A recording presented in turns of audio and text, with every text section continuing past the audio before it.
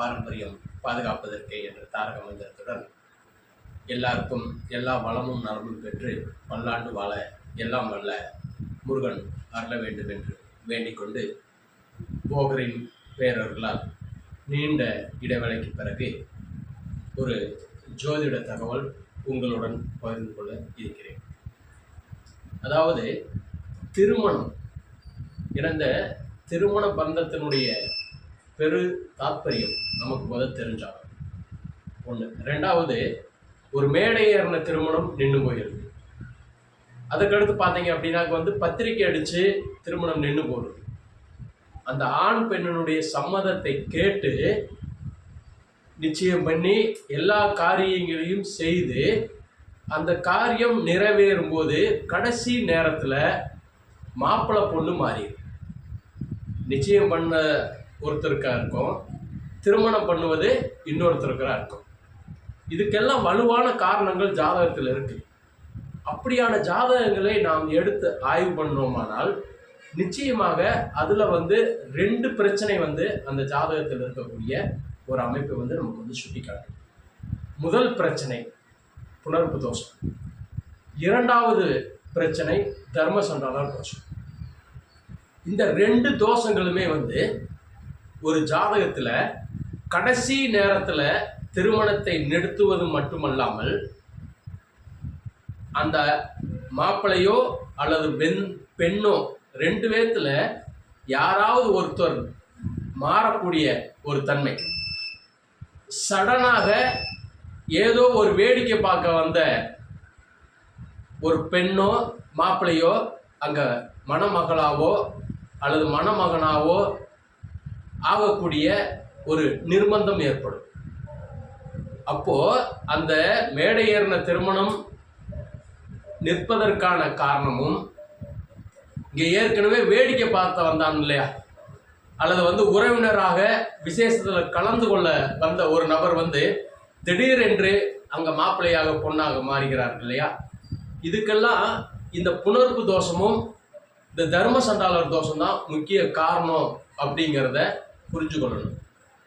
ஏன்னா ஜோதிடத்தில் நம்ம நிறைய ஆய்வு பண்ண வேண்டியது இருக்கு. அந்த ஆய்வு பண்ணி நிறைய ஜாதகங்களை நம்ம பார்க்கும்போது, ஏன்னா நான் ஆய்வு பண்ணின வரைக்கும் ஜாதகங்கள்ல அந்த கடைசி நேரத்துல திருமணம் நின்றது ஒண்ணு, கடைசி நேரத்துல பொண்ணோ அல்லது மாப்பிள்ளையோ மாறினது 2வது வகை. இது போல ஒரு 100 ஜாதகங்கள் நம்ம கிட்ட இருக்கு. 100 ஜாதகங்கள்லையுமே பார்த்தீங்க அப்படின்னா வலுவான காரணமாக ஒன்று அந்த ஜாதகத்தில் புணர்ப்பு தோஷம் இருக்கு, அப்படி இல்லை அப்படின்னாக்கு தர்ம சண்டாளர் தோஷம் இருக்கு. அப்போ இந்த தோஷங்கள்ல ஜாதகத்தில் நம்ம பார்த்துடுறோம், இப்படியான ஒரு பிரச்சனை இருக்குன்னு நமக்கு தெரியுது. அப்போ இந்த பிரச்சனையிலிருந்து விடுபடுவதற்கு நாம் என்ன செய்யணும், அல்லது அந்த திருமணத்தை ஜாக்கிரதையாக கொண்டு போய் அதை சுபமா முடிக்கிறதுக்கு என்ன பண்ணணும் அப்படிங்கிறத பற்றி தான் இந்த பதிவில் உங்களுக்கு நான் சொல்ல போகிறேன். முதல்ல இந்த 2 விஷயங்களுக்கான ஜாதகத்தில் கிரக நிலைகளை நம்ம பார்த்துக்கணும். கிரக நிலைகளை பார்த்த பிறகு அதற்கு என்ன தீர்வு அப்படிங்கிறத நாம் பார்க்கலாம். நீங்கள் இப்போதான் நமக்கு முதல் முறையாக நம்ம சேனலுக்கு நீங்கள் வர்றீங்க அப்படின்னா சப்ஸ்கிரிப்ஷன் பண்ணிக்கோங்க. நாம் இன்னும் தொடர்ந்து பதிவுகள் கொடுக்க இருக்கிறோம். மிக ஆய்வு செய்த ஒரு வித்தியாசமான ஜாதக முறைகளை உங்களுக்கு தர இருக்கிறோம். அந்த வகையில் தான் இந்த ஜாதகத்தை இன்னைக்கு கொடுக்கக்கூடிய இந்த கிரக நிலைகளை நீங்கள் ஜோதிடராக இருந்தாலும் சரி, அல்லது ஜோதிட ஆர்வலராக இருந்தாலும் சரி, அல்ல ஜோதிடத்தை இப்போ தான் கற்றுக்கொண்டு இருக்கீங்க அப்படின்னாலும் சரி, நிச்சயம் உங்களுக்கு இந்த பதிவு பயன்பெறும். ஸ்கிப் பண்ணாமல் கடைசி வரைக்கும் பார்த்தீங்க அப்படின்னா நீங்களும் இதை கற்றுக்கொண்டு மற்றவர்களுக்கு சிறந்த வழிகாட்டி ஜோதிடராக ஆவதற்கான வாய்ப்பு இந்த பதிவில் நிச்சயமாக இருக்கு.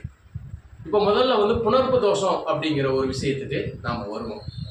ஒரு ஜாதகத்தில் இந்த புணர்ப்பு தோஷங்கிறது நிறைய நபர்களுக்கு தெரிஞ்ச விஷயம்தான். ஆனால் அது என்ன பிரச்சனையை தரும் அப்படின்னு நிறைய பேர்த்துக்கு தெரியறதில்ல. அந்த பிரச்சனை என்னன்னு தெரிஞ்சாதான் அதுக்கான தீர்வு வந்து நாம சொல்ல முடியும். இப்போ இந்த புணர்வு தோஷம் அப்படிங்கிறது வேற ஒன்றும் இல்லை. ஒரு ஜாதகத்துல ஆண் ஜாதகமாக இருந்தாலும் சரி, பெண் ஜாதகமாக இருந்தாலும் சரி, சனி பகவானும் சந்திர பகவானும் ஒரே ராசியில் சேர்ந்து இருந்தாங்க. அது என்ன லக்னம் வேணாலும் இருக்கலாம், என்ன ராசியா வேணாலும் இருக்கலாம். ஏன்னா என்ன ராசியா இருக்கோ அந்த ராசியில தான் இந்த சந்திரன் போய் சேருவார். முதல் பாயிண்ட், இந்த சந்திரன் சேர்ந்து இருக்கும் பட்சத்துல அவர்கள் ஏற்கனவே 7.5 சனியில பிறந்திருக்காங்க அப்படிங்கிற ஒரு விஷயம். ஏன்னா 7.5 சனியிலையும் ஜென்ம சனியிலேயே வந்து அவர்களுடைய ஜனனம் நிகழ்ந்திருக்கும். அதே மாதிரி வந்து இது புணர்வு தோஷமாகவும் இருக்கக்கூடிய ஒரு அமைப்பு இருக்கு. லக்னம் எந்த லக்னமாக இருந்தாலும் இந்த புணர்வு தோஷம் அப்படிங்கிற அமைப்பு எந்த இடத்துல இந்த கிரகங்கள் சேர்ந்திருந்தாலும் பலன் ஒண்ணுதான். திருமணத்தை தடை பண்ணுதல் அப்படிங்கிறதான் ஒரு முக்கியமான விஷயம். ஆனால் இதுல வந்து நீங்க கவனிக்கணும், இந்த சனியும் சந்திரனும் லக்னத்திற்கு 7ஆம் இடத்திலோ அல்லது 11ஆம் இடத்திலோ சேர்ந்திருந்தாதான் அந்த கடைசி நேரத்துல மாப்பிள்ளை பொண்ணு மாறுறது, பத்திரிக்கை அடிச்சு திருமணம் நிற்கிறது, அல்லது வந்து மேடை ஏறின திருமணத்துல பொண்ணு மாப்பிள்ளை மாறுறது எல்லாமே வந்து 7ஆம் இடத்துல சனி சந்திரன் சேர்ந்திருந்தாலும், அல்லது 10ஆம் இடத்துல 11ஆம் இடத்துல சந்திரன் சனி சேர்ந்திருந்தாலும் இந்த புணர்வு தோஷத்தினுடைய தாக்கம் அதிகமா இருக்கும். அதுலேயும் செவ்வாய் பகவானுடைய பார்வை இவர்களுக்கு இருந்துருச்சு அப்படின்னா நிச்சயமாக கடைசி நேரத்தில் பொண்ணோ மாப்பிள்ளையோ மாறுவதில் தடையே இருக்காது. நீங்க நிறைய ஜாதகங்களை வந்து ஆய்வு பண்ணி பாருங்க. அந்த 7-11 இருக்கக்கூடிய சந்திரனும் சனியும் இவர்களை செவ்வாய் ஏதேனும் ஒரு இடத்திலிருந்து பார்வை செய்தால் கடைசி நேரத்தில் அந்த திருமணத்தில் ஒன்று பொண்ணு ஓடிரும், அல்லது மாப்பிள்ளை ஓடிடுவார், அல்லது கடைசி நேரத்தில் பொண்ணு நான் இன்னொருத்தரை வந்து காதலிக்கிறேன்னு சொல்லும், அல்லது மாப்பிள்ளை நான் வேற ஒருவரை காதலிக்கலைன்னு சொல்லும். திடீர்னு வந்து உறவுக்காரன் யாராவது வந்து பக்கத்தில் இருந்தான் அப்படின்னாக்க அவர்களை கூப்பிட்டு அந்த திருமணத்தை வந்து நடத்திடுவாங்க.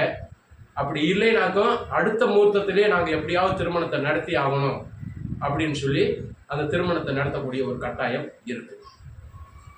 இதே சனியும் சந்திரனும் மற்ற இடங்கள்ல இருக்குன்னு வச்சுக்கோங்களேன்.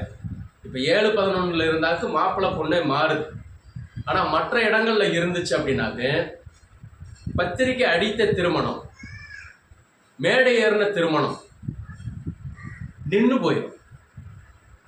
எந்த காரணமுமே வந்து கண்டுபிடிக்க முடியாதபடியாக நின்று போயிடும்.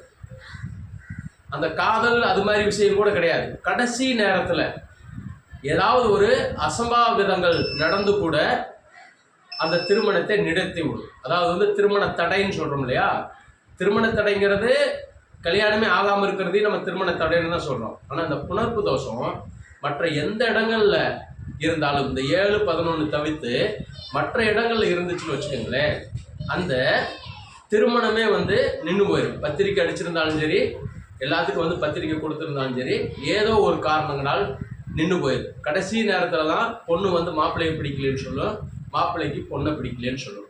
அப்போ இந்த தன்மையினால் வந்து அந்த திருமணம் நின்று போயிடும்.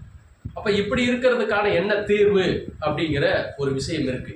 நம்ம ஜாதகத்தில் பார்க்குறோம், இப்படியான ஒரு பிரச்சனை இருக்குன்னு நமக்கு தெரியுது. அப்போ நம்ம ஜோதிடராக இருக்கிறோம், அவர்களுக்கு வந்து ஒரு நல்வழி காட்ட வேண்டியது நம்மளுடைய கடமை. அதே மாதிரி இன்னொரு விதியையும் நம்ம வந்து பார்த்துட்டு அதற்கான தீர்வுக்கு போகலாம்.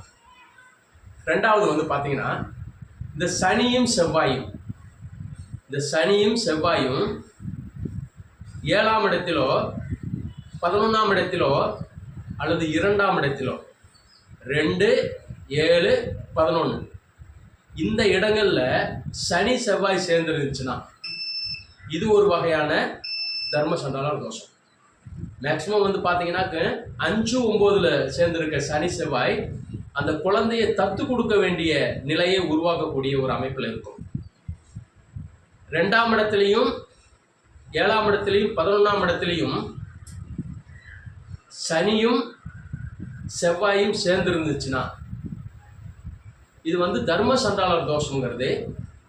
இது வந்து என்ன பண்ணுன்னா, ஒன்று திடீர்னு வேலை இழப்பை கொடுக்கும், அல்லது வந்து நிச்சயிக்கப்பட்ட திருமணத்தை நிறுத்திவிடும். எல்லா காரியத்தையும் சுபமாக கொண்டு போய் கடைசி நேரத்தில் தான் பெரும் சிக்கல் இருக்கிறதே தெரிய வரும். அந்த சிக்கல் தீர்வதற்கு ஒரே வழி திருமணத்தை நிறுத்துவதாக தான் இருக்கும். அப்போ அதெல்லாம் வந்து பெற்றோருக்கு வந்து பெரும் மனவேதனையை கொடுக்கும். இந்த பெண்ணு காதலிக்குது, பையன் காதலிக்கிறான், காதலிச்சவனே திருமணம் பண்ணுறாங்கிறதெல்லாம் வேற விஷயம். ஆனால் ஒரு திருமணத்திற்கு தயாராகி அவர்களுடைய அந்த பெண்ணினுடைய மாப்பிள்ளுடைய சம்மதத்தை கேட்டு திருமணத்தை முடிவு பண்ணி பத்திரிகை அடித்து ஊரெல்லாம் கூட்டி திருமணம் நடைபெறக்கூடிய அந்த கடைசி நேரத்தில் பெரும் பிரச்சனையை வந்து கொடுத்துரும். அப்போ இதுக்கு என்ன தீர்வு அப்படிங்கிற ஒரு கேள்வி தான் வந்து பெற்றோர்கள்ட்ட இருக்கும். நம்ம ஜாதகத்தை பார்க்குறோம், அந்த ஜாதகத்தில் வந்து புனர்ப்பு தோஷம் இருக்குது. அடுத்ததாக பார்த்தீங்க அப்படின்னாக்க வந்து தர்மசண்டாள தோஷம் இருக்குன்னு நமக்கு தெரியுது.